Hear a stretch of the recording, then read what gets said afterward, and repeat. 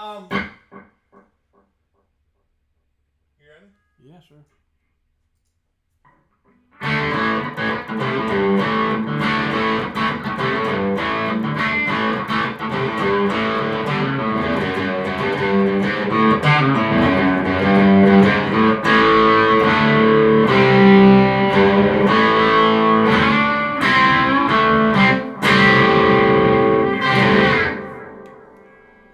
Yeah. Live action broadcast. Here we are. Here we are. Back at the live. I'm trying to think when the last time we did one. So And we were late the last time and we lost some of the faithful viewers. And so we went a minute early this time. Ish. I'm going to leave you by yourself for 1 second. Oh my gosh, she's left me unattended. Quick, what can I shove in my gig bag? Take it out of here.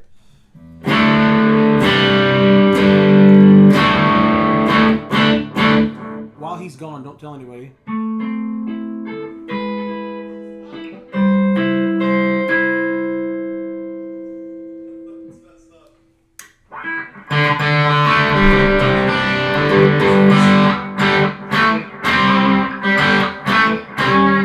That is just wrong. I knew I could get him back down here.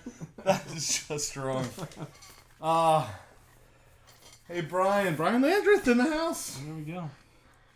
I wanted to run up and get a computer so we can see the comments. Although he said no audio. I sound best that way. He said no audio? That's what he's saying. Video, no audio. Oh, that's interesting. We really need, like, a high school or college intern that can make all this stuff work, and we could just be the eye candy. We'll bet you today. It says we have audio. I mean, those comments might be delayed because we are a little bit behind. Because in what I'm looking at, you're still in your chair over here. So, Brian, anything? Brian, do we have anything sound-wise?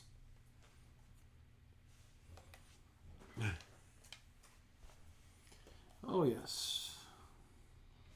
Some elevator music while you wait? I got the thing up. Let me see if it has audio.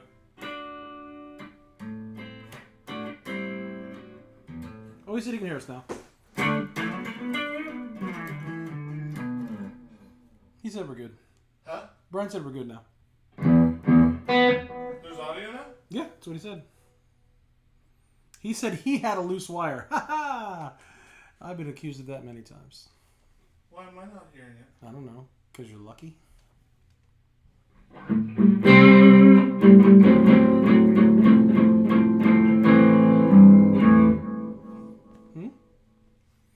Welcome to tonight's live broadcast where everything is in the key of A.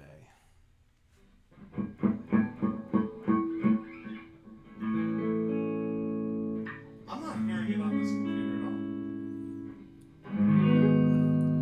all. Your wife said she can hear you.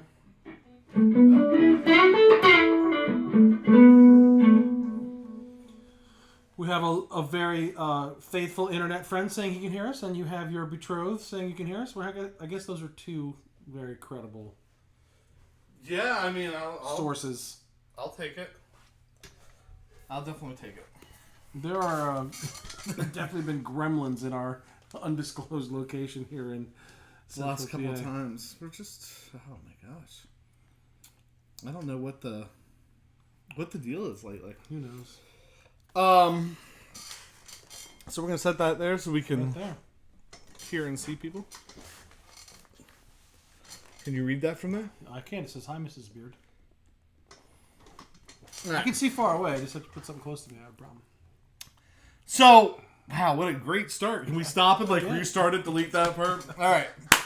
What do we got going on? Well, we were recording tonight, which is what we've been trying to do with not great consistency, is record, and when we're done, go live and have a conversation about what we just released, what we just worked on, what's coming up, and instead it looks like this. Oh, my gosh. Let's talk about tremolo pedals. Let's do that. Oh, my yeah. gosh. So we have this tremolo. Yep. The Red Mountain. We recorded it, Dare to Compare, right there. Red Mountain versus the Super Trim. And that has unleashed a torrent of... Drew from Swindler reached out to us, wanted to fix up the pedal. He knew what was wrong with it, why we thought it was losing bass. Sent it back. He sent it back. We've recorded this video like 4 times on 2 separate nights.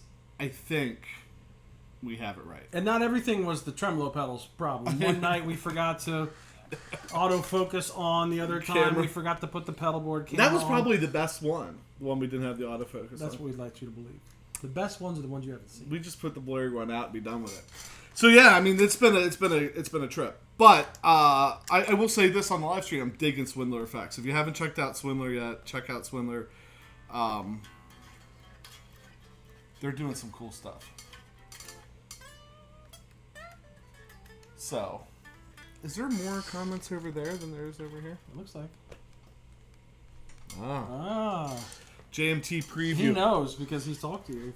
Right. Well, Brian, I hate to admit it because last week we had a friend come over. He brought the Tagima guitar out that you saw today.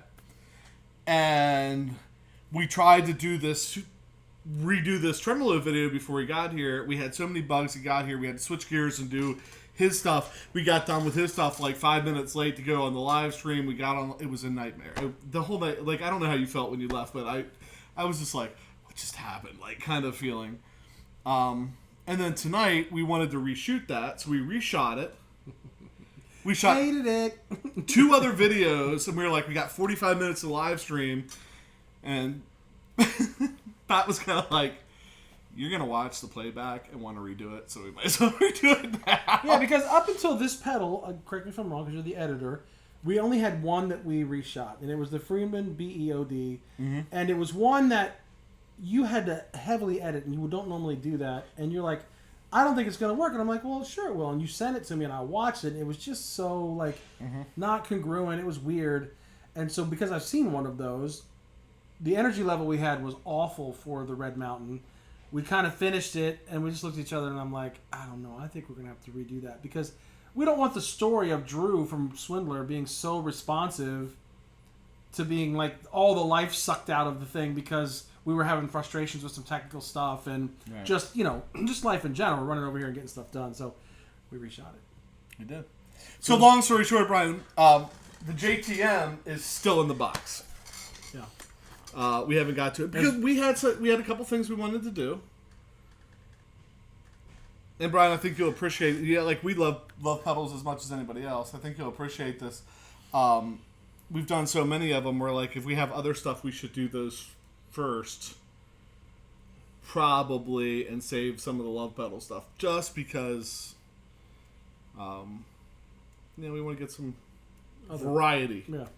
And what did we do? Where's the box? Your was over there. Your JTM's over there. My I was looking for this. somewhere box. I have the.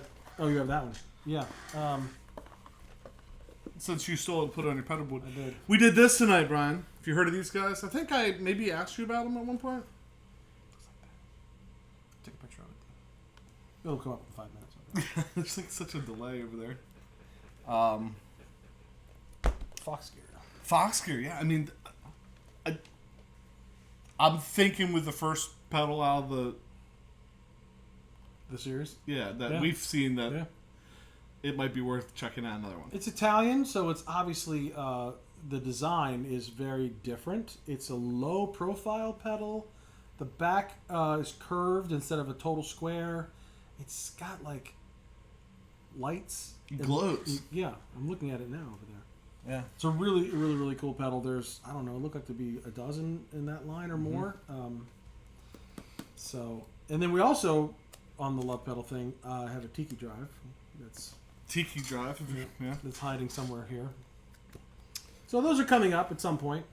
And there's like the vintage modern we haven't done yet, and the couple other pedals that we've had for a little longer that we haven't done. The EPH, which we've used 100 times on the show, but have never done a video on. So, yeah, lots of. Well, and I don't know. We did an episode of "You Should Try This" tonight. Oh my, this was. I I don't even know what to say. Other than he could make it do something more than I could. It's crazy. This is... I don't know how many of you saw Christmas Vacation, but when Clark Griswold's about to get in the pool and he's like, this is crazy, this is crazy, this is crazy. He handed me that guitar and I'm like, this is crazy. Yes. Can you imagine a fretless guitar with Billy Gibbons' signature set of strings on it, which are, what, 7s or 8s probably? It is... I can't even... No, I can't. I was going to, I can't. I describe the B and E strings, if you've ever been stringing your guitar and you grab onto your fretboard with no strings on it. It almost feels like that... I don't know. It's weird. We're having trouble to describe it because I played a fretless bass before. And I've never... A Rickenbacker. But I've never played a fretless guitar. And This thing is a mystery. It really is. Because where did this come from? How did somebody get a fretless Artcore? It's factory, too. And I think I sent an email to Ibanez asking about sending the model, the serial number. Can you tell me anything? And, they haven't sent anything back, so. They're like, you remember the mullet in the late 80s and 90s? Remember that? This is our mullet. This is our mistake. I could say that because I had one. I had one, too. Now you have one in the front.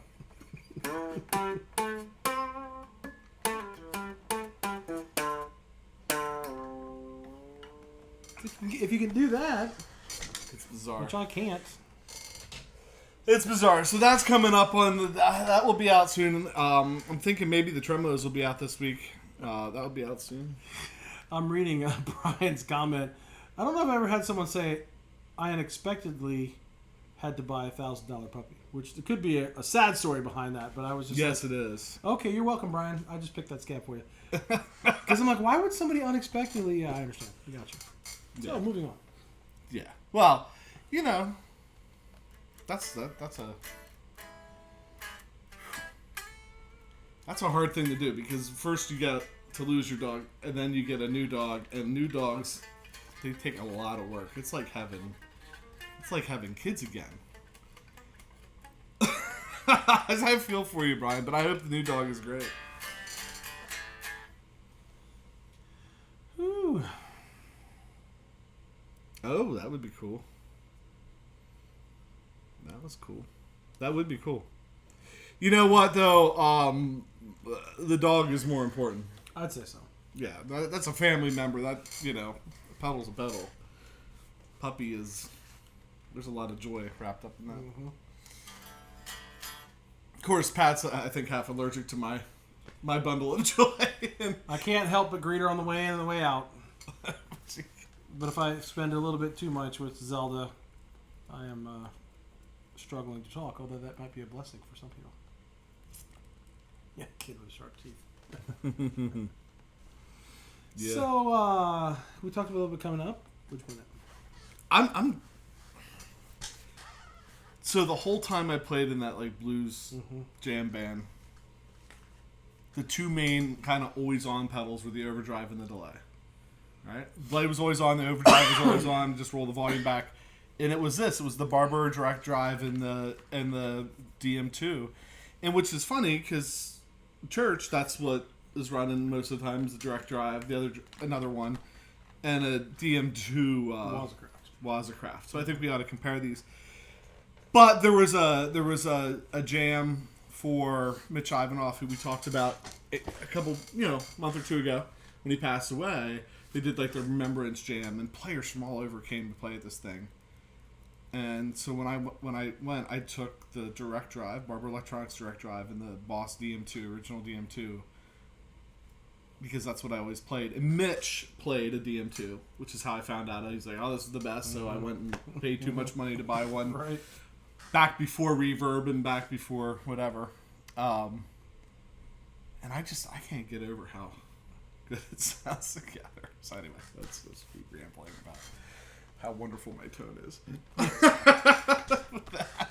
It just feels good. It does. It really does feel good. Anyway. Well, when we did our first episode of If You Had a Gig, which two would you take? I think that was my two, wasn't it? Right, yeah. Did I pull the original? I don't know. I can't remember. I must. I think I did pull the DM2. Yeah.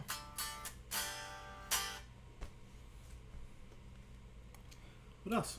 Yeah, I'm trying to think what we have come up. We want to do some field trips, but we sort of, had the summertime kind of going, and then summer came and went, and now it's back into the rhythm of fall. And shockingly enough, you guys would find out that we don't do this full time because we're so good at it. So I just got other things, but there's some local people that we're friends with that have our friend Skip Holbrook, who chimes in a lot on our social media. Yeah. Has quite the Les Paul collection, and we want to make it over in his place and check that out. And we've been talking about going over there since day one. We right. need to do that. And he's local, so we can make that. And I have another friend, Ken Geist, lives nearby. He's got quite a collection of gear and pedals, and has a guitar of mine that I'm letting him hang on to that because that means I get to go over and get it, and we'll visit with him. And I have a neighbor that builds acoustic guitars, which I've been trying to get with him a little bit and see if we can go over and check that out as well. So, I mean, just locally. One of the guys we're playing with now works for Beard Guitars in Hagerstown.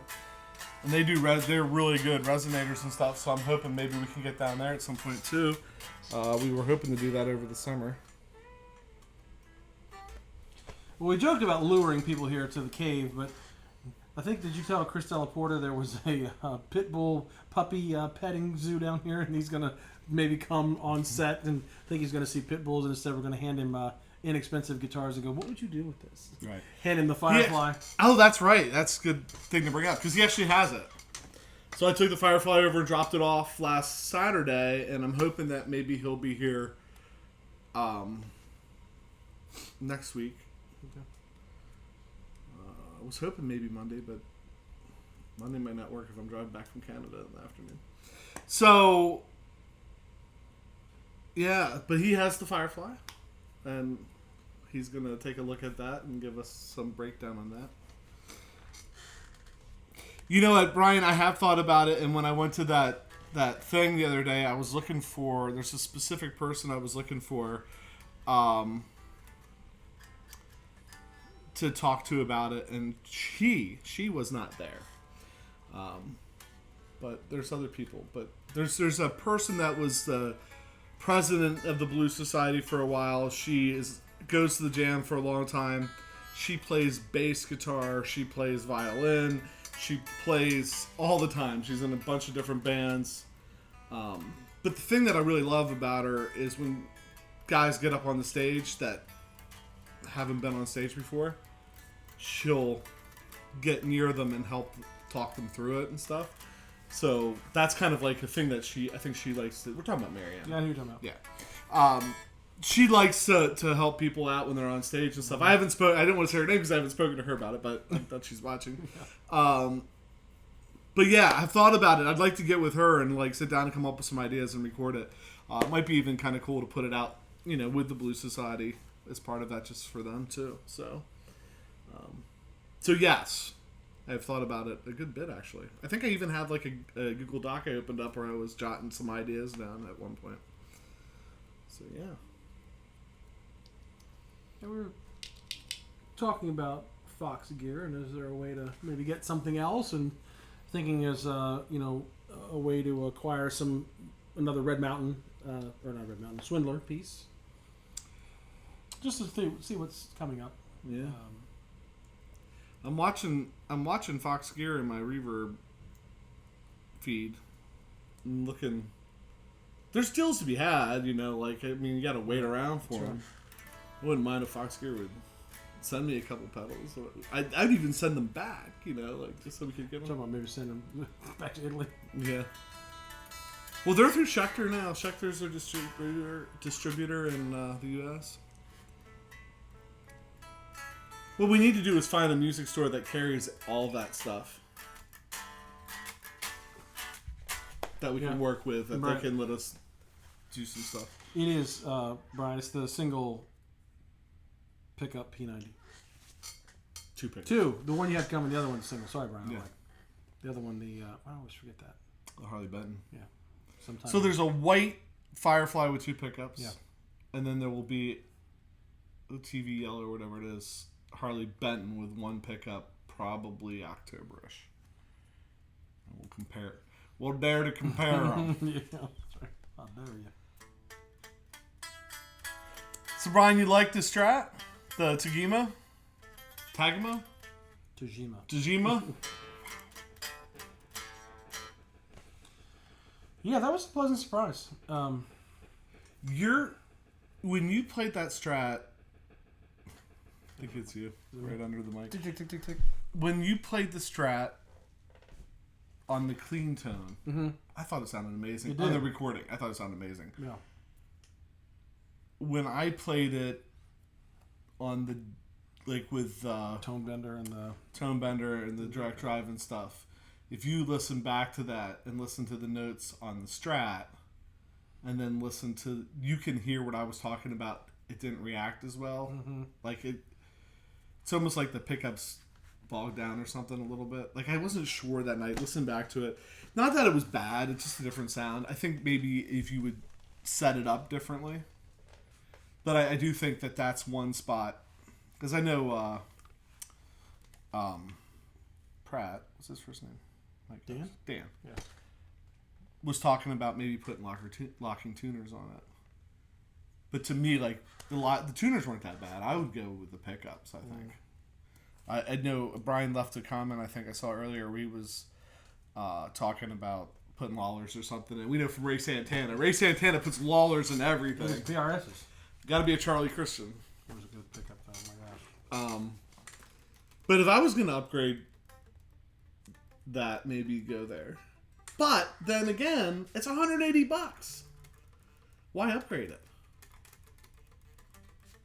Yeah, that was an interesting discussion. My mind was warped when we left Ray Santana's house because I've always thought about get the inexpensive guitar and upgrade it. But take a PRS like that one, and he put those Charlie Christians in there, and I thought it was blasphemy until I played it, and I was like, oh my gosh. Yeah. Sorry, Paul. Right, and you've been talking about it for, right? Like, yeah. You took my favorite guitar maker in one of the favorite configurations, and you changed the pickups, and I liked it. Again, like I said, it felt very blasphemous until I actually sat down and played it. And then I was like, huh. Yeah. Okay. Yeah, Strats are finicky using gain. That's it. I mean, that's why I want to be a Strat guy so bad, but I always have trouble. I don't know. Oh, you know what guitar we could grab? Which one's that?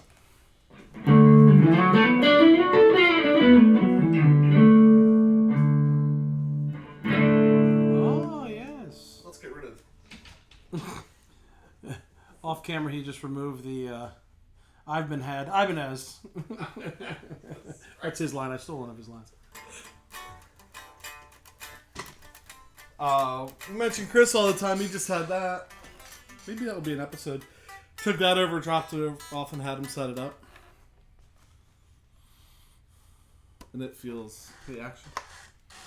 I know they can't see it, but I can. It's all about me. Oh, that's good.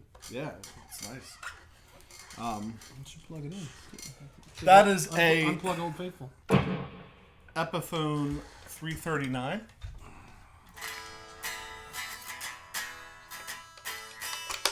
And I believe that was one of the first You Should Try This videos we did. I remember it.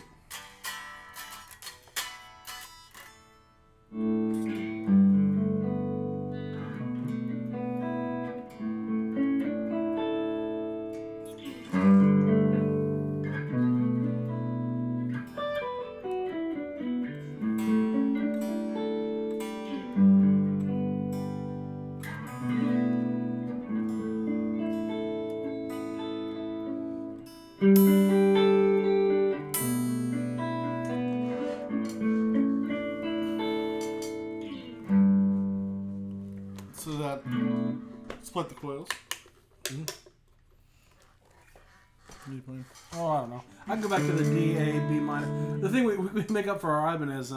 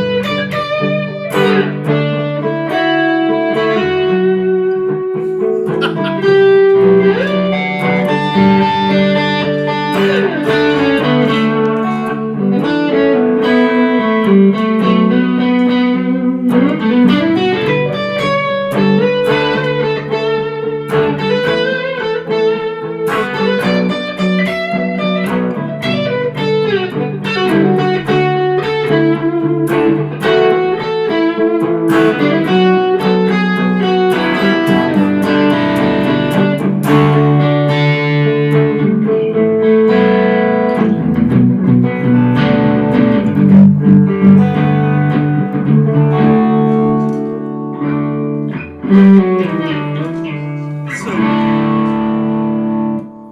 Yeah, no, that's a nice guitar, and you may not remember everything, but you just changed the pots. Those original pickups, right? yeah, original pickups, changed the pots, put US pot, they bore the holes out a little bit, put US pots in it. So it still has push-pull, it still splits the pickups. Brian had said about you can't expect the Strat to do the humbucker thing, and I agree with him. Right. Which is weird, though, because sometimes, like, even on this, like, I popped that out because he said that to the single coil. Like, I just don't... It's weird. Like, sometimes the Strat... Like, we've been playing it a lot down here, and I've taken it over on Sunday a couple times, and I'm starting... Like, just when I think, oh, yeah, like, I'm getting it, I figured it out, then I'll have, like, a night with it where I'm like... I can't do this. Well, if there was an evolution, it was... You tried to bring a Strat to church every once in a while, and then that evolved into when you got the Supro, you made the comment that this was your favorite Strat, and then you lost all Stratocaster users. And then that's morphed into, then you got the Tajima, even though it's a J style, like, that's your set. If I see you playing two different guitars at church, it's the PRS there and the Tajima. Like, it's replaced all the Strats, it's replaced the Supro for that application. That Jazzmaster thing is... Right. But I'm getting hipper to single coils because the Supro is kind of some coils. That's kind of single coils. And I have taken the Strat a couple times in between those now. And I had this on last week and played it the whole morning.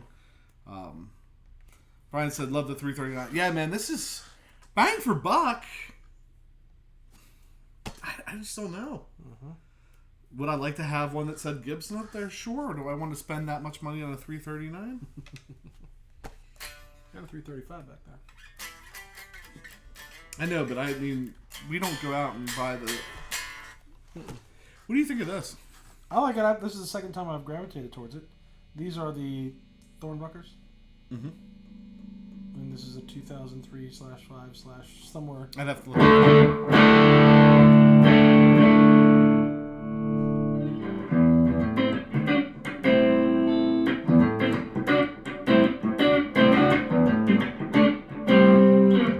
I like it. I've never played it in a band situation. I've certainly played Les Paul before, but I like it. It's a good looking guitar too, because I can see it. I kept looking at it in the frame of the video with all the lights on. I'm like, oh, this is really nice. And you take the pick guard off so you can see more of the wood, especially great on it's you're trying to relic it there with the schmutz, schmutz, little hand schmutz. It could be my hand schmutz.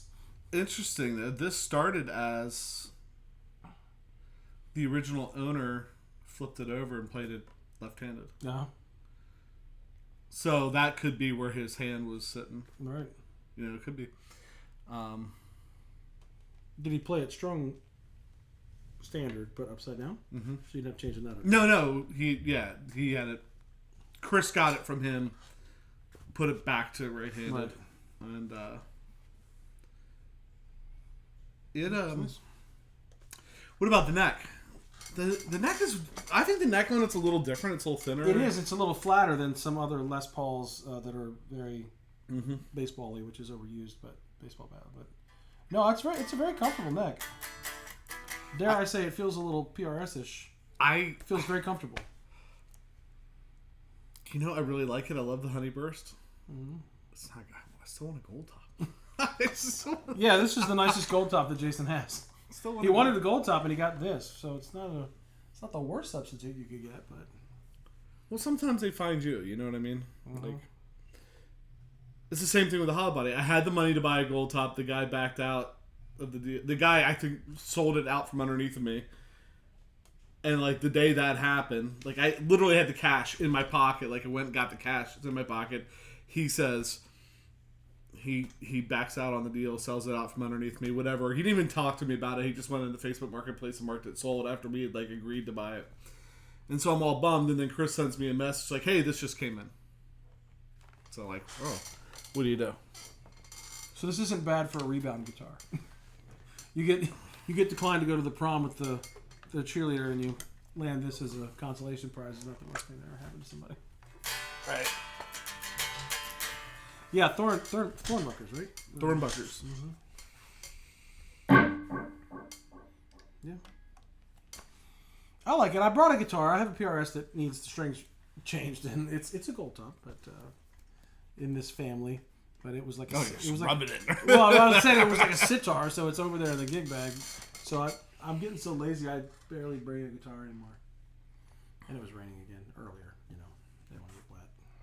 I understand. So where are we at here? I don't know. Anything else? I don't know. Just I think we kind of talked about what's coming up. Talked about what we just did. Blue Roadhog, Pig Hog cables from the going out of business sale from Rift City. I haven't really found any deals on there that I wanted to jump on yet. But they have like 50%, 70%. I'm hoping they put like one of those rock sock stools for sale. Oh yeah, right. Like, I've been watching for them. Looks like Warren Haynes style. Well, you know. You make no secret. There's no doubt Warren Haynes style works for me. You got the Wowie Wah G Labs touchless wah. Mm-hmm. Did you ever see that? Brian, did you ever see that episode? The Wowie Wah episode? Because it's the Warren Haynes signature wah. That would have been a real early episode. Right? I think so. You should try this. You should fun, try this yeah. playlist. I like this. First time I'd ever played a touchless wah. It's pretty wild. So there's that, and then you have the Hughes and Kettner Rotosphere, the tube-driven roto thing, because Warren. Plus, it's a great pedal. It's a little big. It would be the size of the little mini pedal board here. Right. It's huge. But it never has to move, so you can get away with a big pedal like that. Well, and then he uses the octave, so that Boss OC2. Yep. I think he uses. I think I have a couple things that... Not because Warren uses them, but if Warren uses them, you know they're good. Right. I bought an Emma Effects discombobulator, which is the envelope filter that Warren uses. And it's cool, but I sold an Emma Effects discombobulator because I like the Love Pedal Rubber Chicken better. Okay, because I was going to say, I don't think I've seen that. Yeah. That one came and went. Mm-hmm.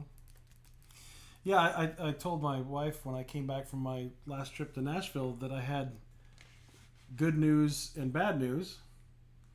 The good news is that I won't be buying the Eric Johnson Signature Strat with the F-hole, because the bad news is I didn't like it, and I wanted to like it. Right. I just didn't like it. So, you know. Brian, I think... Yeah, I actually had that. I had the Flip Funky box years ago, and I don't know if I bought it because Warren used it, but maybe I did. But I had it. That's gone. I think now it's an Emma Effects disc. I think it's called a discombobulator. It's definitely Emma Effects. EMMA, I think. I think we've all bought something because the person we like uses it, and then realized, oh wow, it's in their hands. It's not. It is a little bit the gear, but it's the player. Well, you know, like even this, like PRS.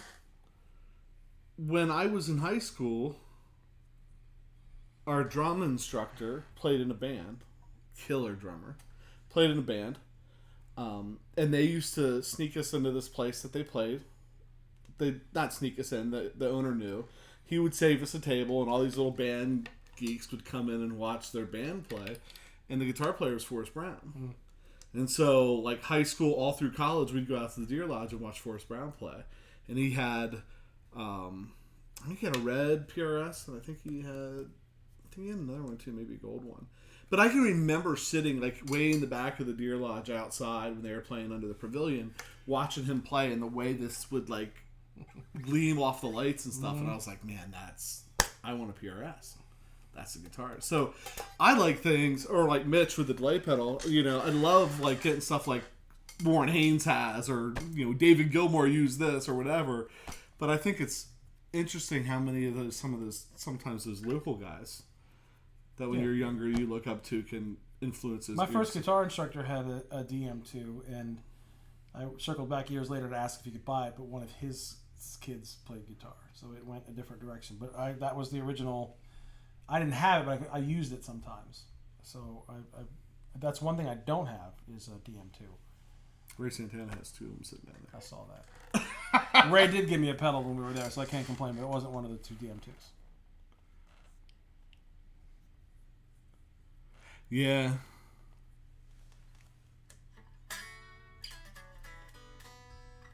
Yeah, it could be. So, Brian, have you had any gigs lately? I feel like between your day job, night job, wherever that spills into, and then you were playing a gig one time. Just what's happening musically with you right now? Because you just played at the Blues Jam to honor Mitch.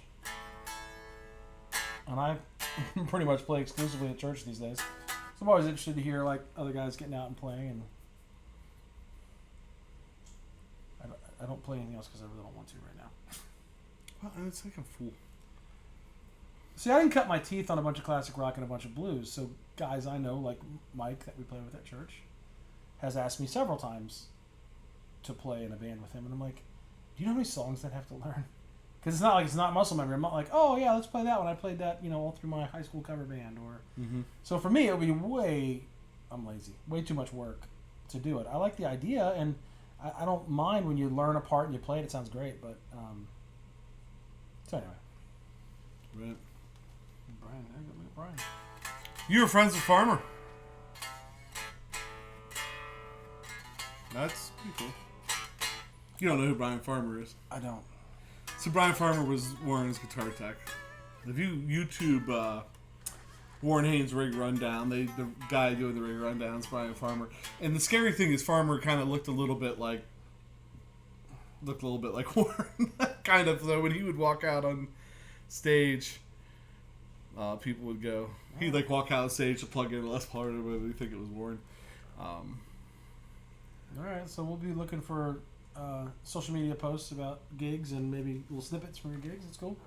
Yeah, getting a band together and keeping a band together is a challenge for lots of reasons. But didn't he have a shirt that said "I'm not him" or something like that? Am I making that up, Brian? Like, didn't Farmer had a shirt that said "I'm not him"? So when he would go out to like plug his guitars in and stuff, that people would. It was like a joke. Well, you're talking about, 7 degrees of separation. My friend Brody, who may or may not be watching, he said he was actually going to finally get around to getting a YouTube account so he could actually chime in officially. But he sent me a picture. He's a big Eric Clapton fan, and he'd like to get first year production of all of the colors, which is only like 3 or 4, 5 maybe. Early serial numbers, and because he got one for like high school graduation from his grandmother in San Francisco. It's Blackie. It was basically the black one, and yeah, you did not him. So he sends me this picture of I guess it's Torino red is the color. There's like 7-Up green, a red one, a black one, and maybe a gold one. So he sends me a picture of a guitar case open with kind of that Fender reddish orange background tweed case with the Strat sitting upright, and I'm looking at that, and I'm like, he goes, hey, you got time for me to call you for a cool story? I'm like, sure. So he calls me, and he ends up he sees this guitar on Reverb, I think, went back and forth with the guy, asked a bunch of questions. Everything was original, except there must have been some block that actually came with the guitar to block it out. That was the only thing that wasn't original, and then he's like, I think I could pretty easily confirm this, but this guitar was part of a collection bought by Rumble Seat Music, which used to be in New York City, now it's in Nashville. And the original owner of that Clapton Strat was Joe Bonamassa. They bought a collection of like 75 guitars from him, and that was one of them. So he didn't buy it because Joe Bonamassa. Right. Actually, for Brody, that might devalue it, but he bought it because it was like on the quest for that. But he's like, yeah, he goes, I one phone call, email away from having someone just send me like a certified note that this was purchased by Joe Bonamassa originally, and then sold, and he has it. So yeah, somebody will like that. Yeah. So Brody will have to wear a shirt that says I'm not him, but that means Eric Clapton. Because he does look like Eric Clapton. Yeah, we so just anyway, lost the light. that was our 6 degrees of separation. So when light went out, that's a sign. When I tell these stories, I usually wrap it up with my wife and go, So Joe Bonamassa and I are practically friends. So the moral of that story is Joe Bonamassa and I are tight. I don't know. I think is that a sign? Is that a sign? One of the two lights. When I went out on my side too. Is that the? This is the sign I'd rather have people put up in front of me. I'd rather have this sign than the lights going out. And I unplugged the guitar. That's also another sign. I saw the sign. So he bought a rack Chandler stereo digital echo from Farmer, and then Warren traded it to Josh Scott for a unicorn. Nice. So Brian's practically royalty. Yeah, I mean. So basically, thank you for that, Brian, because now I can tell everyone I know Josh Scott. This is great. Yeah, that's another company I think we need to at some point try and get into. Is I'd like to do some of the JHS stuff. Look at that. I mean, somebody needs to put some JHS pedals on the show because he certainly... Yeah, he doesn't. He might talk about one of his pedals, maybe one every show, maybe. He is brilliant. I'm sorry. Like, I don't know if other people... I mean, he's brilliant. I watched him with the Anderson boys a couple weeks ago. He's brilliant. Did an entire thing with them, the pedals, or that pedal show, not the Andertons. Mm-hmm. The pedal show guys. Yeah, they were like putting boards together. Yeah, that was. If you are a pedal geek, which I am not totally, that is a show for you. Yeah. Between is it Mick? Who's the guy that? Mick and Dan. Yeah, Mick is the techie guy. He and Josh Scott, I think, were just looking at each other at one point, like, "Oh my gosh." Well, Dan, maybe I have it backwards, but yeah, I think Dan be the. Yeah, either way. Watch Dan's video that he put out today. It's his first like practicing vlog, and I thought it was pretty interesting. I did. So, I don't know, man. I think what time is it? The lights went out. I'm yawning. I accidentally unplugged my guitar. I plugged it back in though. Are we? So Brian, it's always good to have you, man. Thank you for your support and chiming in and starting conversations and buying T-shirts and. You're a good man. Sorry, I awkwardly brought up the dog situation. You're welcome for that. I'm the king of awkwardness, but I'm sure the new family member will be loved very much. So, what's the dog? What's the dog's name? Warren. Farmer. Farmer. Yeah, that's right. What kind of dog and what is said beast's name?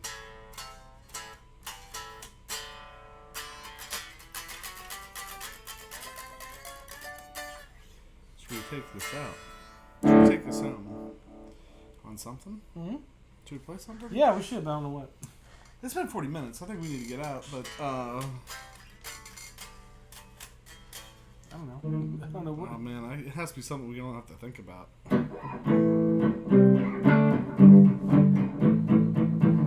don't even have to play lead, but I can play rhythm.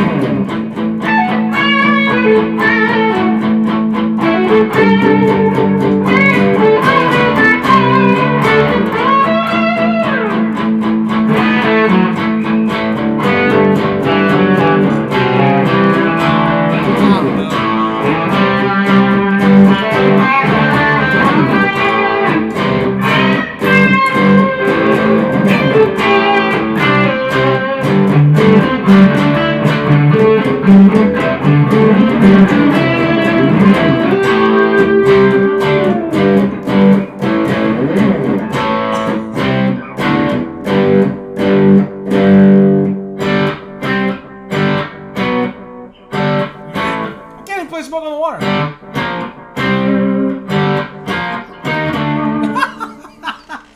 I taught guitar too. I was trying to play an ode to smoke, but I butchered that as badly as I butchered the story. They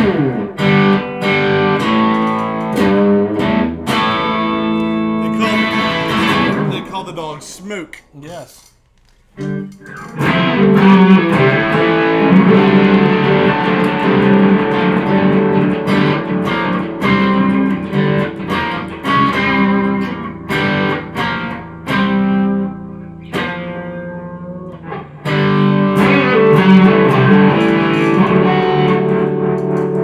So next we'll be playing Mustang Sally, and I promise you,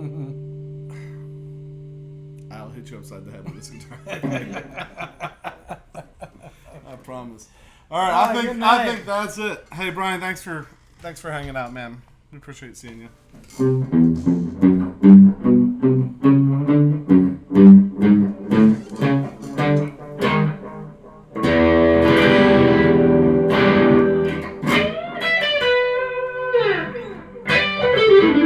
Mm-hmm.